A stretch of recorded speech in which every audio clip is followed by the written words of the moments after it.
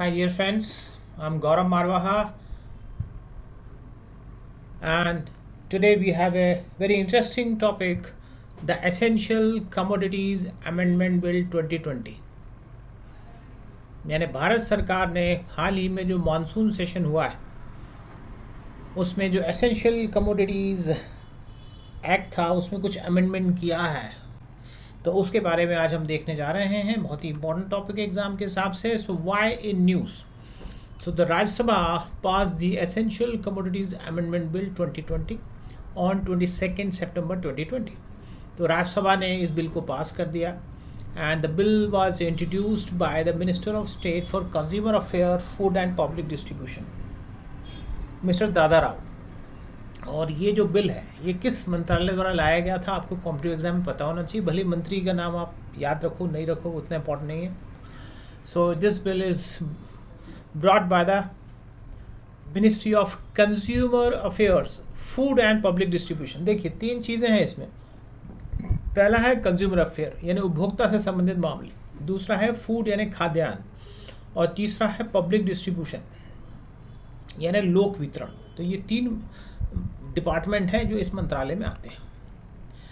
So the Essential Commodities Amendment Bill 2020 that will replace the ordinance promulgated by the NDA government on 5 June 2020।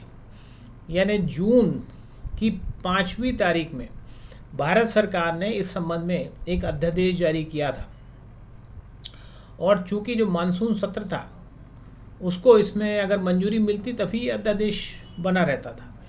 आपको पता ही होगा कि कोई भी अध्यादेश की लाइफ कितनी होती है। So dear friends, the life of an ordinance is up to maximum 6 weeks from the next session of the parliament, the next session after the promulgation of the parliament.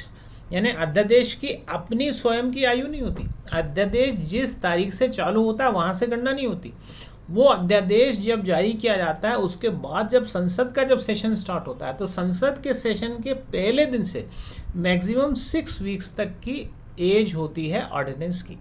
तो सरकार को चूंकि ज़रूरी था इस ऑर्डिनेंस को वो एक एक्ट का रूप बनाए, नहीं तो ऑर्डिनेंस तो ख़त्म हो जाता है। So that's why this bill is pass by the parliament.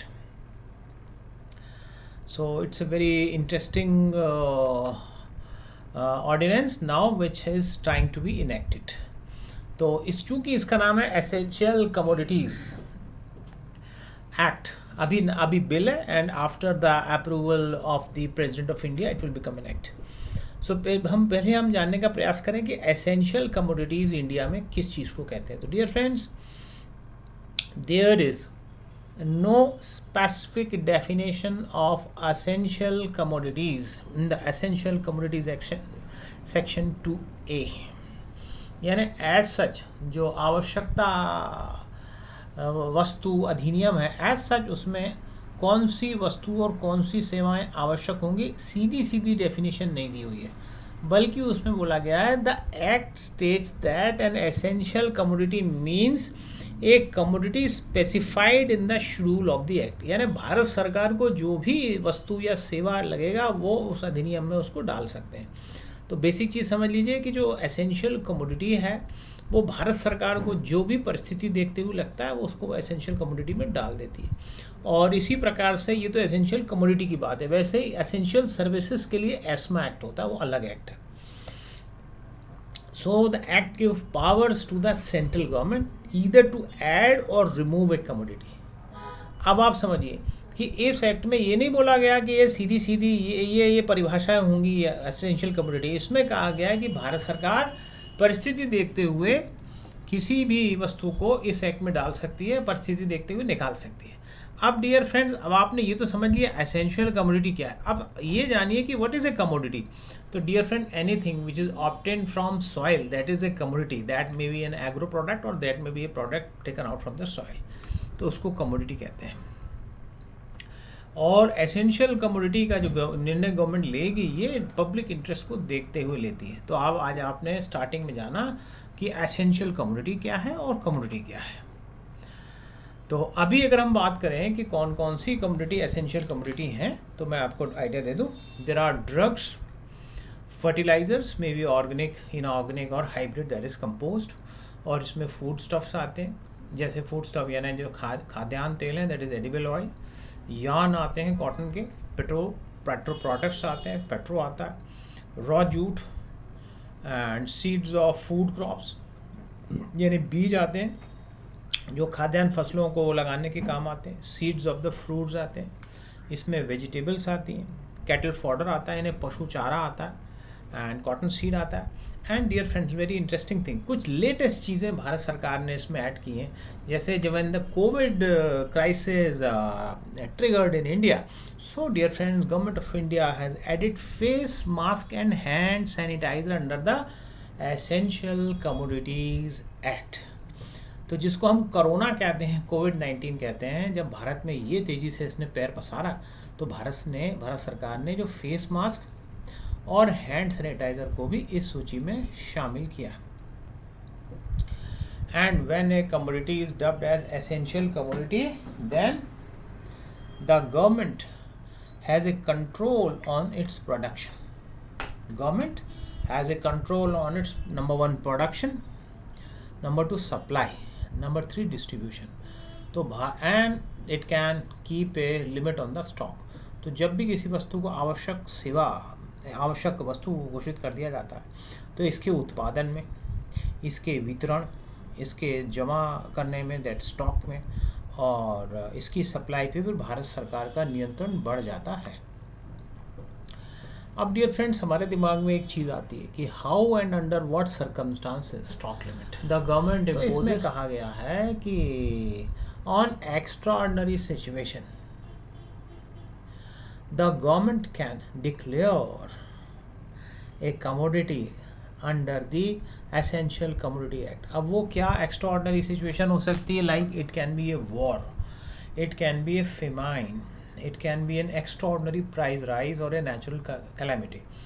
तो जो बहुत ही इस तरह की परिस्थितियाँ होती हैं कि एक्स्ट्राऑर्डिनरी, जो बड़ी विशिष्ट परिस्थितियाँ हैं, अति विशिष्ट परिस्थितियाँ, जैसे युद्ध हो गया, कोई अकाल या दुर्भिक्ष आ गया, या कोई नेचुरल कैलेमिटी, राष्ट्रीय इस तरह की कोई प्राकृतिक आपदा आ गई, या एक्स्ट्राऑर्डिनरी प्राइस राइज, यानी बहुत तेज़ी से प्राइस में वृद्धि हुई, जिसको हम प्राइस ट्रिगर भी कहते हैं। तो उसी केस में, उसी सर्कमस्टांसेस में गवर्नमेंट जो है स्टॉक लिमिट भी बना सकती है। और यहाँ पर जो प्राइस ट्रिगर का सामान्यतः मतलब आप मान सकते हैं, जैसे in case of A horticulture produce, 100% increase in the retail price of the commodity over the immediately preceding 12 months।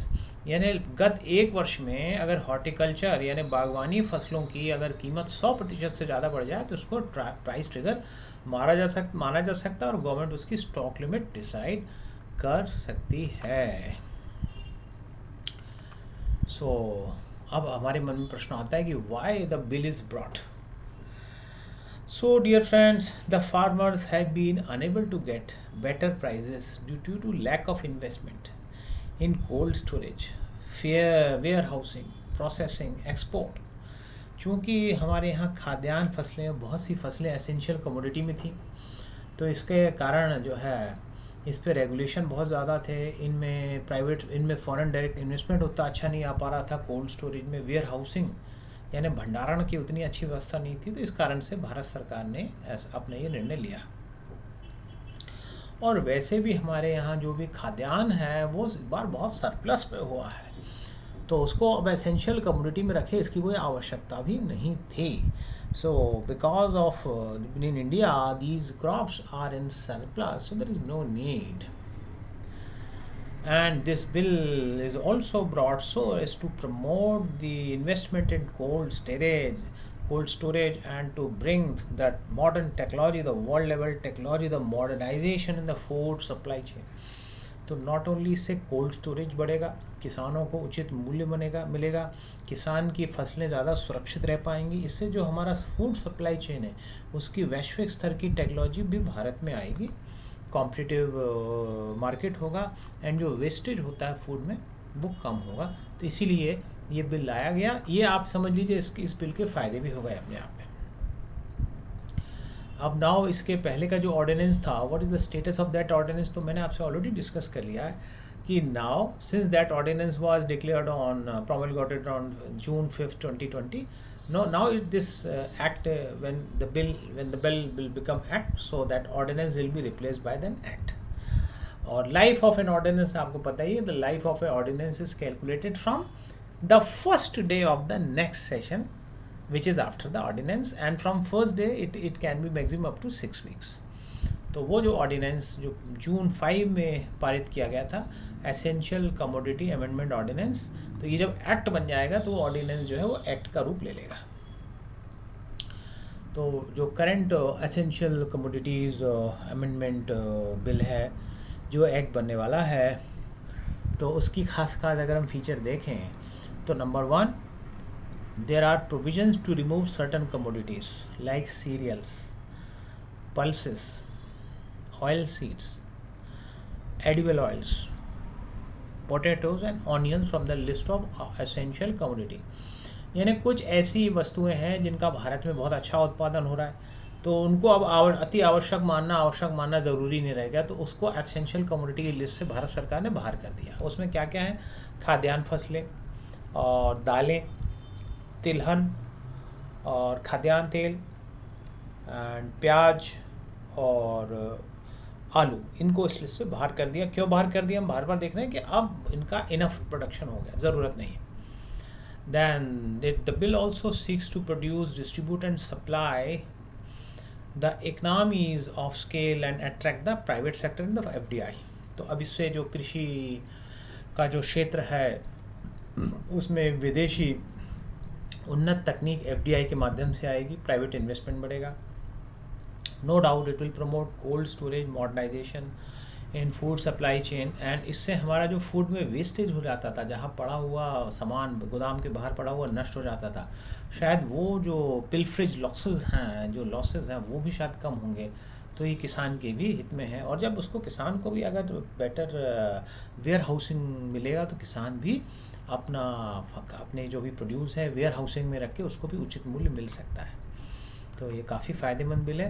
And अगर हम वे फॉरवर्ड की बात करें डियर फ्रेंड्स, तो क्लियर कट है, the bill will when it will turn into an act, it will ensure to double the income of the farmer, and it will certainly strengthen the supply chain in the agro segment, and it will promote globalization and FDI in this segment in India, and it will make a prosperous India, it will make a prosperous Bharat. Thank you very much.